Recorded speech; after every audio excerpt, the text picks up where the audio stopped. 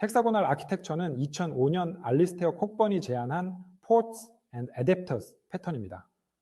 핵심 아이디어는 간단합니다. 도메인 로직을 육각형 안에 두고 외부 세계와는 오직 포트와 어댑터를 통해서만 소통한다는 것입니다. 도메인은 DB가 뭔지, HTTP가 뭔지, 카프카가 뭔지 전혀 알지 못합니다. 순수한 비즈니스 로직만 존재합니다. 포트는 도메인이 외부와 소통하는 인터페이스입니다. 도메인이 세상에 제공하는 기능을 인바운드 포트, 도메인이 외부에 요청하는 기능을 아웃바운드 포트라고 합니다. 어댑터는 이 포트를 실제 기술로 구현하는 역할입니다. REST 컨트롤러, 카프카 컨슈머, JPA 리포지토리 구현체가 모두 어댑터입니다. 포트는 인터페이스이고 어댑터는 그 구현체라고 생각하면 됩니다. 헥사고널 아키텍처를 사용하는 가장 큰 이유는 도메인을 독립적으로 테스트할 수 있기 때문입니다. 아웃바운드 포트를 모크로 대체하면 DB, 카프카 같은 인프라 없이 비즈니스 로직만 테스트합니다. 테스트가 빠르고 환경에 영향받지 않습니다. 두 번째 이유는 외부 기술을 쉽게 교체할 수 있다는 것입니다. 어댑터만 새로 만들면 됩니다. JPA를 몽고DB로 바꾼다면 JPA 어댑터를 몽고DB 어댑터로 교체합니다. 도메인 코드는 한 줄도 수정하지 않습니다. 세 번째는 의존성 방향이 명확하다는 것입니다. 모든 의존성은 외부에서 도메인 방향으로만 흐릅니다. 도메인이 인프라를 의존하는 일은 절대 없습니다. 마지막으로 헥사고널은 DDD와 자연스럽게 결합됩니다. 도메인 레이어가 완전히 독립적이기 때문에 aggregate, 도메인 이벤트 같은 DDD 패턴을 적용하기에 최적입니다. 실습 프로젝트 푸드 오더링 시스템이 이 조합을 그대로 사용합니다. 헥사고널 아키텍처가 왜 등장했는지 아키텍처의 진화 과정을 살펴봅시다. 전통적인 상계층 아키텍처에서는 프레젠테이션, 비즈니스, 데이터 순으로 위에서 아래 방향으로 의존합니다. 비즈니스 레이어가 데이터 레이어를, 즉 JPA, SQL을 직접 의존합니다. 이것이 문제를 만듭니다.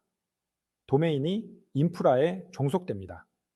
DB가 바뀌면 비즈니스 로직도 영향받습니다. 단위 테스트를 하려면 DB를 띄워야 합니다. 이 문제의 해결책이 의존성 역전 원칙입니다. 인터페이스를 도메인 레이어에 두고 구현체를 인프라에 배치합니다. 의존성의 방향이 역전됩니다. 이 원칙을 체계적으로 구조화한 것이 헥사고널 아키텍처입니다. 도메인이 중심에 있고 모든 외부 기술은 어댑터를 통해 연결됩니다. 실습 프로젝트의 각 서비스가 이 헥사고널 패키지 구조를 따라 구현되어 있습니다.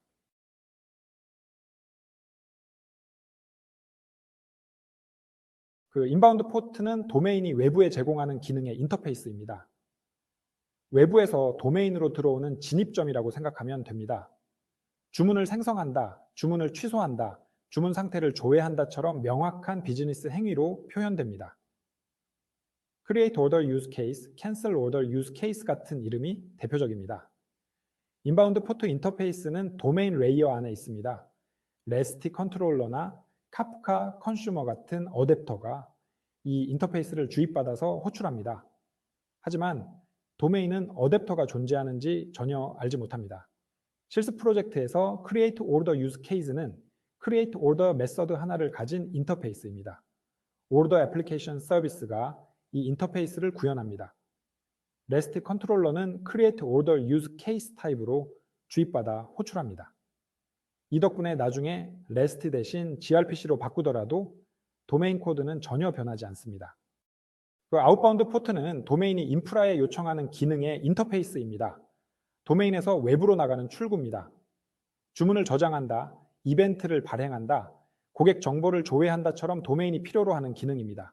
가장 대표적인 예가 리포지토리입니다. 오더 리포지토리 인터페이스가 아웃바운드 포트입니다. 도메인은 이 인터페이스를 통해 주문을 저장하고 조회합니다. 실제로 JPA를 쓰는지 몽고DB를 쓰는지 알지 못합니다. 메시지 발행자도 아웃바운드 포트입니다. 오더 메시지 퍼블리셔 인터페이스를 통해 도메인이 이벤트 발행을 요청합니다. 카프카 어댑터가 이 인터페이스를 구현해서 실제로 카프카의 메시지를 발행합니다. 아웃바운드 포트가 의존성 역전의 핵심입니다. 인터페이스는 도메인에, 구현은 인프라에 있어 도메인이 인프라를 의존하는 것이 아니라 인프라가 도메인을 의존하게 됩니다.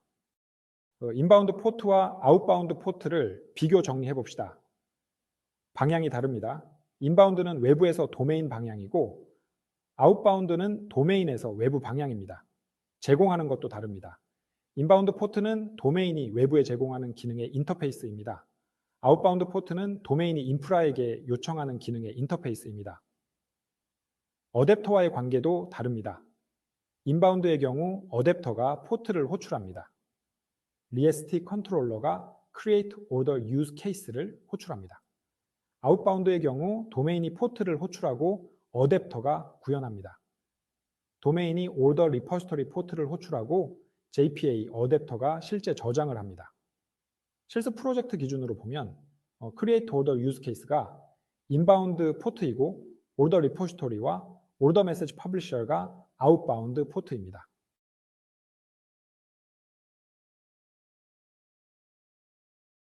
인바운드 어댑터는 외부의 요청을 받아서 도메인의 인바운드 포트를 호출하는 역할입니다. 가장 흔한 예는 REST 컨트롤러입니다.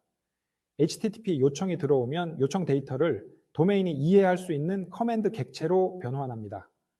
그리고 Create Order Use Case를 호출합니다. 도메인 로직은 전혀 담지 않습니다. 카프카 컨슈머도 인바운드 어댑터입니다. 실습 프로젝트에서 페이멘터 레스폰스 카프카 리스테너가 대표적입니다. 카프카에서 결제 결과 메시지를 받아 도메인 커맨드로 변환하고 유즈 케이스를 호출합니다. 스케줄러도 인바운드 어댑터가 될 수 있습니다. 아웃박스 패턴에서 미발행 이벤트를 주기적으로 재처리하는 스케줄러가 여기에 해당합니다. 모든 인바운드 어댑터의 공통 역할은 같습니다. 외부 입력 형식을 도메인 입력 형식으로 변환하고 포트를 호출합니다. 그리고 응답을 다시 외부 형식으로 변환해서 돌려줍니다. 아웃바운드 어댑터는 도메인이 포트를 통해 요청한 것을 실제 인프라로 전달하는 역할입니다. 가장 대표적인 예는 JPA 리포지토리 구현체입니다. 올더 리포지토리 아웃바운드 포트를 구현합니다. 도메인에서 올더 객체를 받으면 JPA 엔티티로 변환해서 저장합니다. 조회 시에는 JPA 엔티티를 다시 도메인 객체로 변환해서 반환합니다. 카프카 프로듀서도 아웃바운드 어댑터입니다. Order Message Publisher 포트를 구현합니다. 도메인에서 도메인 이벤트를 받으면 카프카 메시지 형식으로 직렬화해서 토픽에 발행합니다. 외부 서비스에 REST API를 호출하는 클라이언트도 아웃바운드 어댑터입니다. 다른 마이크로 서비스에 동기 요청을 보낼 때 사용합니다.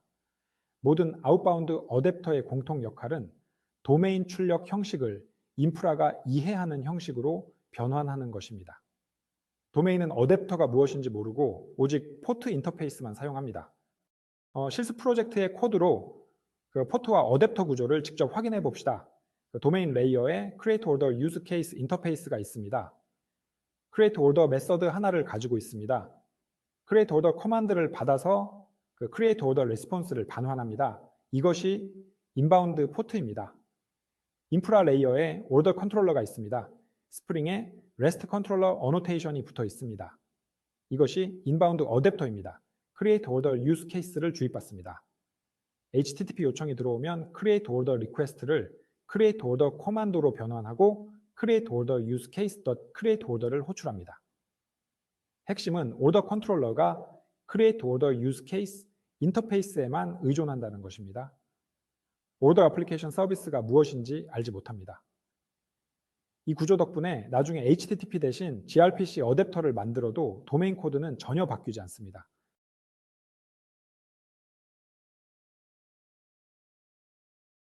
실습 프로젝트 푸드 오더링 시스템의 패키지 구조를 살펴봅시다. 각 서비스는 크게 4개의 모듈로 나뉩니다. 첫 번째는 도마인 또는 콜의 모듈입니다. 여기에 엔티티, 밸류, 오브젝트, 도메인 서비스, 도메인 이벤트가 있습니다. 어떤 외부 프레임워크도 임포트하지 않습니다. 순수한 자바 코드입니다. 두 번째는 애플리케이션 모듈입니다. 유즈 케이스 구현체인 오더 애플리케이션 서비스가 여기 있습니다. 인바운드 포트를 구현하고 아웃바운드 포트 인터페이스를 정의합니다. 도메인을 조율하고 트랜잭션 경계를 관리합니다. 세 번째는 다타 액세스 모듈입니다. JPA 엔티티, 리포지토리 구현체, 데이터 매퍼가 있습니다. Order Repository Port를 JPA로 구현합니다. 이것이 아웃바운드 어댑터입니다. 네 번째는 메시징 모듈입니다. 카프카 프로듀서, 컨슈머, 메시지 매퍼가 있습니다. 도메인 이벤트를 카프카 메시지로 변환하고 발행합니다. 헥사고널 아키텍처에서 가장 중요한 규칙은 의존성 방향입니다. 모든 의존성은 도메인을 향해야 합니다. 어댑터는 포트를 알고 포트는 도메인 안에 있습니다. 도메인은 어댑터를 절대 알면 안 됩니다. 이 규칙을 지키는 실용적인 방법이 있습니다. 도메인 클래스에 스프링 어노테이션이 없어야 합니다. 이 엔티티, 고지의 서비스, 오토 와이어드 같은 것들이 도메인에 있으면 안 됩니다. 도메인은 순수한 자바 객체여야 합니다. 도메인이 인프라를 호출해야 할 때, 즉 DB에 저장해야 할 때는 아웃바운드 포트로 해결합니다. Order Repository 인터페이스를 도메인 안에 두고 JPA 구현체는 인프라 레이어에 둡니다. 의존성이 역전됩니다. 이 규칙이 제대로 지켜졌는지 확인하는 방법도 간단합니다. 도메인 모듈에 build on gradle 파일을 열었을 때 JPA, 카프카, 스프링 웹 의존성이 없으면 올바른 것입니다. 도메인은 오직 도메인 로직만 담아야 합니다. 전통적 레이어드 아키텍처와 헥사고널 아키텍처를 비교해 봅시다. 가장 큰 차이는 도메인이 DB에 직접 의존하느냐 아니냐입니다. 전통적 방식에서는 서비스 클래스가 JPA 리포지토리를 직접 주입받습니다. 도메인이 DB 기술에 종속됩니다. 헥사고널에서는 도메인이 포트 인터페이스만 의존합니다. 구현체가 무엇인지 모릅니다. DB 교체 비용도 다릅니다. 전통적 방식에서 JPA를 몽고DB로 바꾸면 비즈니스 로직 코드도 영향받습니다. 헥사고널에서는 몽고DB 어댑터만 새로 만들면 됩니다. 도메인 코드는 건드리지 않습니다. 테스트도 다릅니다. 전통적 방식에서 단위 테스트를 작성하려면 DB를 띄우거나 JPA를 모크해야 합니다. 헥사고널에서는 포트 인터페이스를 모크로 대체하면 됩니다. 훨씬 간단합니다. 마지막으로 전통적 방식에서는 스프링 어노테이션이 도메인 클래스에 침투합니다. 헥사고널에서는 도메인이 순수한 자바 표주어로 유지됩니다. 헥사고널 아키텍처가 마이크로 서비스 환경에서 특히 빛나는 이유를 정리해 봅시다.